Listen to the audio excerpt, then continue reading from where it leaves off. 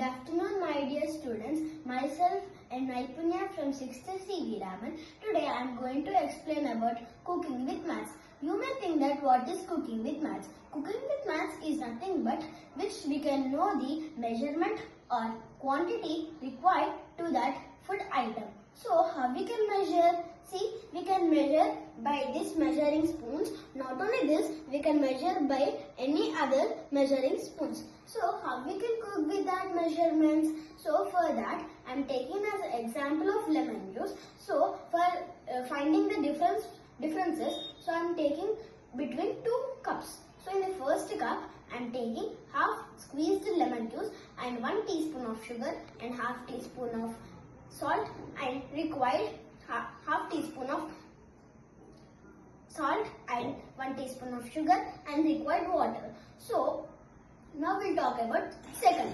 So I'm in the second glass. I'm taking some of the squeezed lemon and 1 teaspoon of sugar and pinch of salt and required water. Now we'll stir it well for a few minutes. So now we can find the differences. So how we can find? By the taste. So when we taste, in the first glass the taste will be perfect.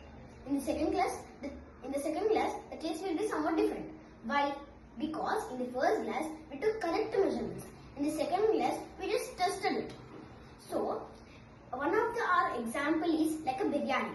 So when we do the biryani at home, the taste will be different, right? So when the hotel members do the biryani at the hotel, why the taste will come very good? Because they'll take correct measurements, so that's why the taste will come very perfect.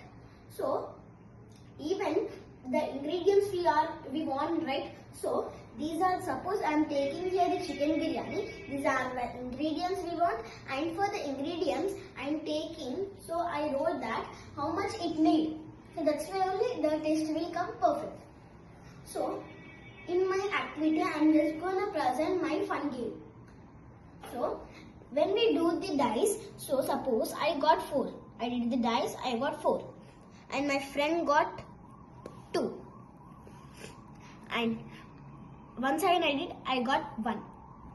And next my friend did, she got 2. So again I got this much. So up to, I won up to 11. So she won up to 10. Right? When she did the dice, she came up to 11. Sorry, she came up to 10, I came up to 11.